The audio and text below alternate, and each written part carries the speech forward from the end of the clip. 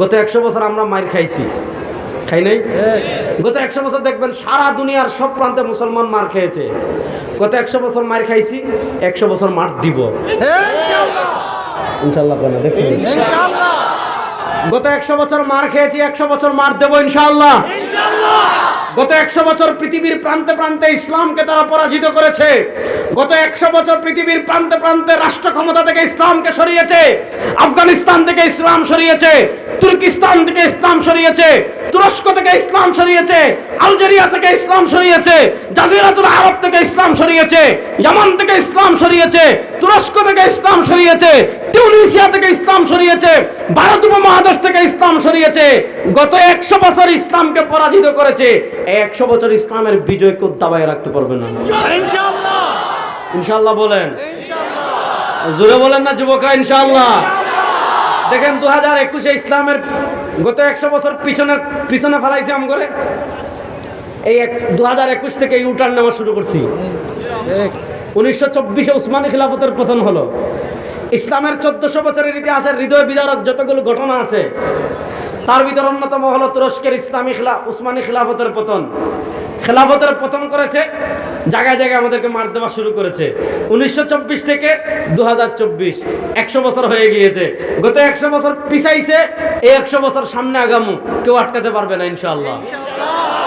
এই 100 বছর দেখেছেন আফগানিস্তানে কালেমার পতাকা বিজয় হয়েছে। 2021 আফগানিস্তানে কালেমার পতাকা বিজয়ের মাধ্যমে শুরু হয়েছে। আফগানিস্তানের পর সিরিয়ায় কালেমার পতাকা বিজয় হয়েছে।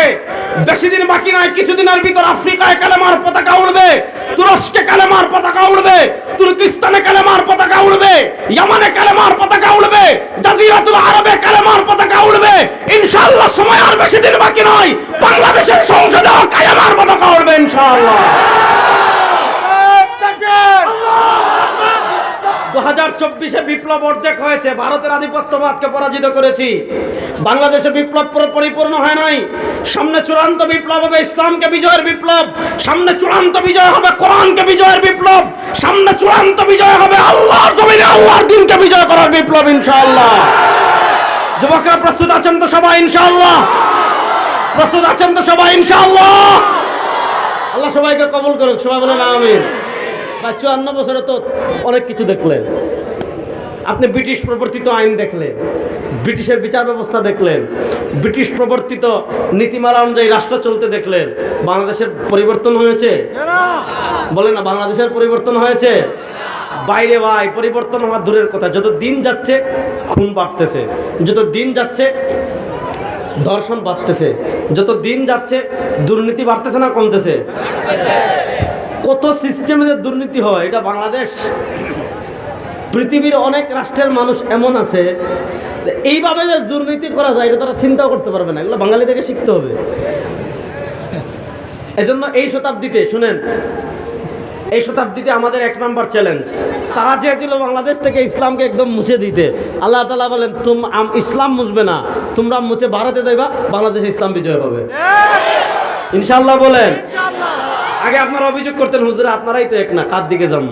এবার যদি সব হুজুর ঐক্যবদ্ধ হয়ে যায়, সব ইসলামী রাজনীতিবিদ ঐক্যবদ্ধ হয়ে যায়, এসব বলে গণতন্ত্র দেখেছেন, ধর্মনিরপেক্ষতা দেখেছেন, সমাজতন্ত্র দেখেছেন, কত তন্ত্রমন্ত্র দেখেছেন, একবার রাষ্ট্র ক্ষমতা ইসলামকে দেখবো। রেডি আছেন তো ইনশাআল্লাহ? যুবকরা প্রস্তুত আছেন তো একবার ইনশাআল্লাহ? নারায়ে তাকবীর। রাসূল সাল্লাল্লাহু আলাইহি ওয়াসাল্লাম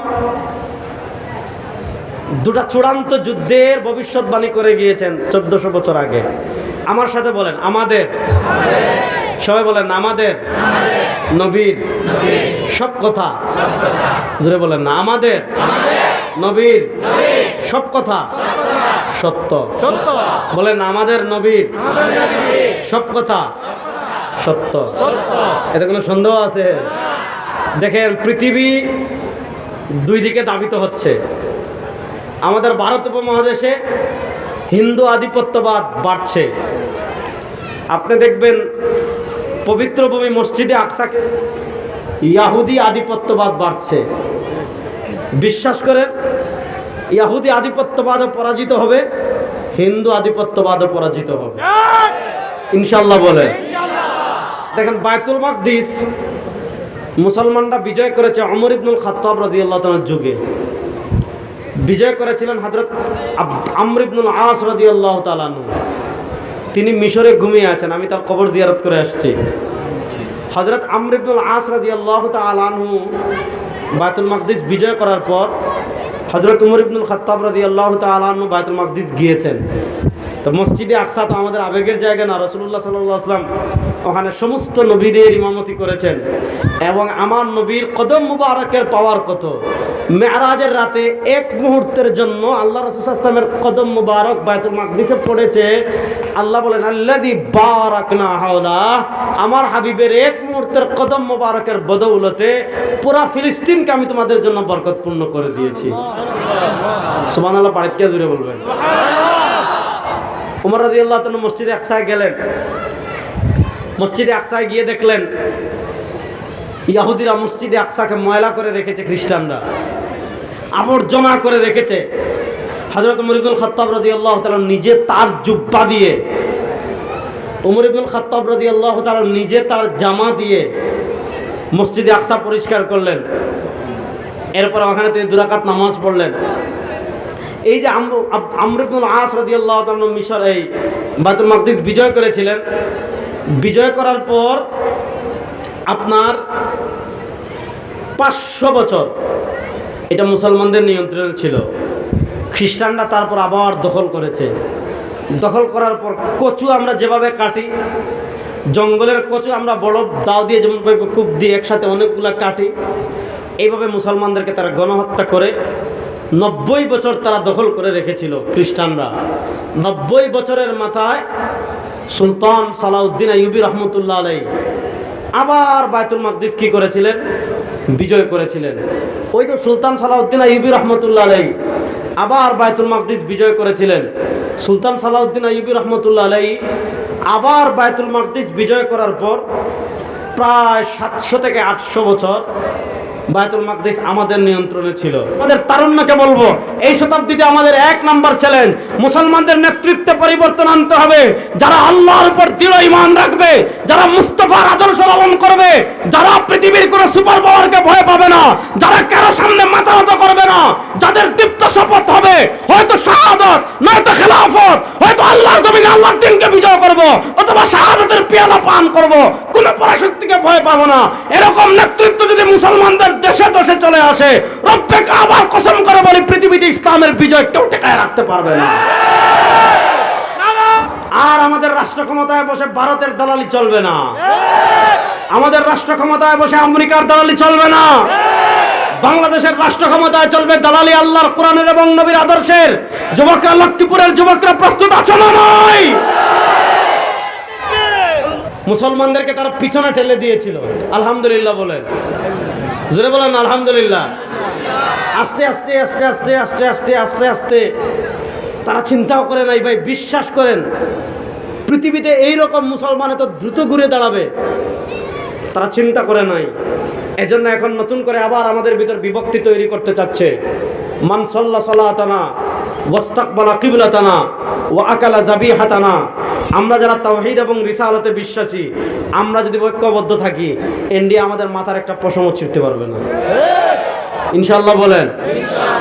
সুতরাং এইবার ইনশাআল্লাহ বাংলাদেশে ইসলাম বিজয় করব, প্রস্তুত আছেন তো ইনশাআল্লাহ? কোরআনকে বিজয় করার জন্য প্রস্তুত আছেন তো ইনশাআল্লাহ? ভাই আপনাদেরকে আমি কেমনে বুঝাই? আপনার একটা আল্লাহ তো আমাদেরকে মগজ দিয়েছে ভাই, আল্লাহ তাআলা আমাদেরকে তো গোবর দেয় নাই মাথায়, আল্লাহ তো মগজ দিয়েছে। একটা রাষ্ট্রে ব্রিটিশের আইন আপনি 54টা বছর দেখলেন, 54টা বছর, এই 54 বছর ব্রিটিশের আইনে আপনারা বলেন ন্যায় বিচার পাওয়া গেছে? মানুষের জানের নিরাপত্তা হয়েছে? মানুষের কোনো কিছু নিরাপত্তা হয়েছে? হয় নাই। সুতরাং সবকিছুর সমাধান কোরআন, বলেন সবকিছুর সমাধান। সুতরাং আল্লাহর কোরআন এবং নবীর সুন্নাহ আঁকড়ে ধরার জন্য প্রস্তুত আছি তো ইনশাআল্লাহ? একটু জুড়ে বলেন আল্লাহর কোরআন এবং নবীর সুন্নাহ আঁকড়ে ধরার জন্য প্রস্তুত আছি তো ইনশাআল্লাহ? দেখ, আমি কথা ওমর রাদিয়াল্লাহু তাআলা থেকে ওইদিকে চলে গিয়েছিল, আবার ওমর রাদিয়াল্লাহু তাআলা আসেন। হযরত ওমর রাদিয়াল্লাহু তাআলা আনহুর যুগে ইরাক বিজয় হলো। তৎকালীন পৃথিবীর সুপার পাওয়ার ছিল ইরাক। যেমন এখনকার পৃথিবীর এক সুপার পাওয়ার আমেরিকা, আরেক সুপার পাওয়ার রাশিয়া, আরেক সুপার পাওয়ার চীন, ইসরায়েল, এগুলা পৃথিবীর সুপার পাওয়ার, বিশাল বিশাল অ্যাটম বোমের মালিক, পারমাণবিক অস্ত্রের মালিক, এমন আধুনিক অস্ত্র এদের আছে আপনারা চিন্তাও করতে পারবেন না।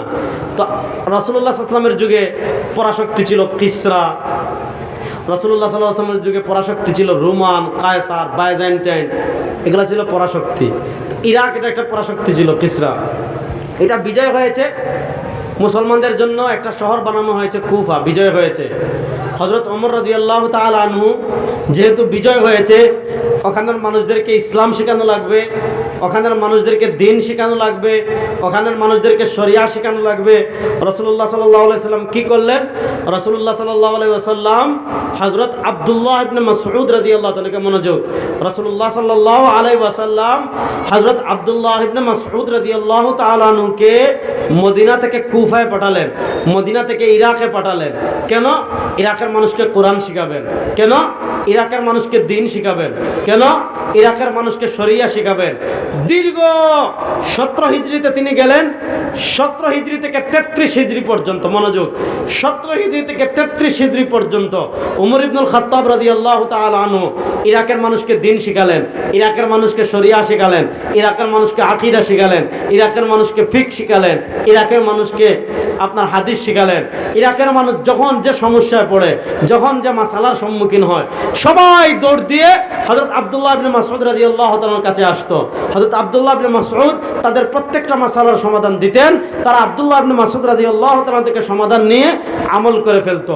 হযরত আব্দুল্লাহ ইবনে মাসউদ রাদিয়াল্লাহু তাআলা আনহু 33 হিজরিতে কুফায় ইন্তেকাল করলেন। ইরাকের কুফা শহরে হযরত আব্দুল্লাহ ইবনে মাসউদ রাদিয়াল্লাহু তাআলা আনহু 33 হিজরিতে ইন্তেকাল করলেন। ইন্তেকাল করার পর তাকে কুফায় দাফন করা হলো। 33 হিজরিতে তিনি ইন্তেকাল করলেন। 34 হিজরির শেষ দিকে বা 35 হিজরিতে হযরত আলী কাররামাল্লাহু ওয়াজহাহু খলিফাতুল মুসলিমিন হলেন। হযরত উসমান গনি রাদিয়াল্লাহু তাআলা শহীদ হওয়ার পর হযরত আলী রাদিয়াল্লাহু তাআলা আনহু খলিফাতুল মুসলিমিন হলেন। হযরত আলী রাদিয়াল্লাহু তাআলা আনহু যখন খলিফাতুল মুসলিমিন হলেন, তিনি খলিফাতুল মুসলিমিন হয়ে কি করলেন? তিনি খলিফাতুল মুসলিমিন হয়ে মুসলমানদের রাজধানী মদিনা থেকে কুফায় নিয়ে গেলেন। এতদিন মুসলমানদের রাজধানী ছিল মদিনায়, হযরত আলী রাদিয়াল্লাহু তাআলা রাজধানী মদিনা থেকে কুফায় স্থানান্তর করলেন। যেহেতু রাজধানী কুফায় স্থানান্তর হয়ে গিয়েছে, সুতরাং আমিরুল মুমিনিন যিনি মুসলমানদের প্রধান যিনি, তিনি কুফায় চলে গিয়েছেন। হযরত আলী রাদিয়াল্লাহু তাআলা যখন কুফায় গেলেন, মনোযোগ, হযরত আলী রাদিয়াল্লাহু তাআলা যখন কুফায় গেলেন, মনোযোগ, হযরত আলী রাদিয়াল্লাহু তাআলা যখন কুফায় গেলেন, কুফায় গিয়ে কুফার মানুষের দিনদারি দেখে, কুফার মানুষের ইলম দেখে, কুফার মানুষের কোরআন সুন্নাহর জানার পরিমাণ দেখে তিনি আব্দুল্লাহ ইবনে মাসউদ রাদিয়াল্লাহু তাআলার জন্য দোয়া করছেন। কি দোয়া? রাহিমাল্লাহু ইবনে উম্মি আবদিন, আল্লাহ তাআলা হযরত আব্দুল্লাহ ইবনে মাসউদ রাদিয়াল্লাহু তাআলার উপর রহম করুক, আল্লাহ তাআলা হযরত আব্দুল্লাহ ইবনে মাসউদ রাদিয়াল্লাহু তাআলার উপর দয়া করুক। কেন রহম করুক?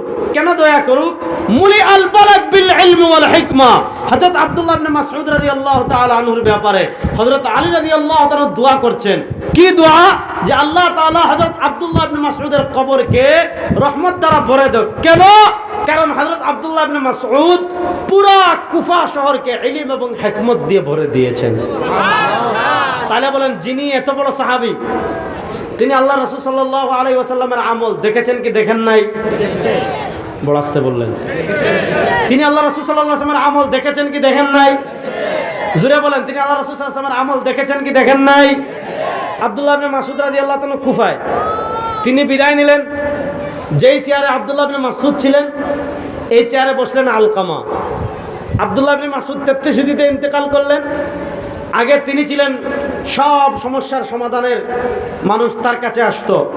আব্দুল্লাহ ইবনে মাসউদ বিদায় নিলেন, তার চেয়ারে বসলেন আলকামা। আলকামা 62 হিজরিতে ইন্তেকাল করলেন, তার চেয়ারে আসলেন হাম্মাদ ইবনে আবি সুলাইমান। ইব্রাহিম নাখাই 92 হিজরিতে ইন্তেকাল করলেন, তার চেয়ারে আসলেন হাম্মাদ ইবনে আবি সুলাইমান। হাম্মাদ ইবনে আবি সুলাইমান ইন্তেকাল করলেন, তার চেয়ারে আসলেন ইমামে আযম আবু হানিফা। এবার বলেন, আমাদের মাযহাবের ইমামকে? ইমামে আযম আবু হানিফা রাহিমাহুল্লাহ। মনোযোগ, ইমামে আযম আবু হানিফাকে? তিনি তাবেঈ। তিনি কি? বলেন না তিনি কে? বলেন না তিনি কে? জোরে বলেন না তিনি কে? তাবেঈ কাকে বলে? তাবেঈ বলা হয় যিনি সরাসরি সাহাবী দেখেছেন। সাহাবী কাকে বলে? যিনি সরাসরি নবীকে দেখেছেন। নবীকে যিনি দেখেছেন তিনি সাহাবী। সাহাবীকে যিনি দেখেছেন তিনি তাবেঈ। ইমামে আযম আবু হানিফা সাহাবীকে দেখেছেন, যিনি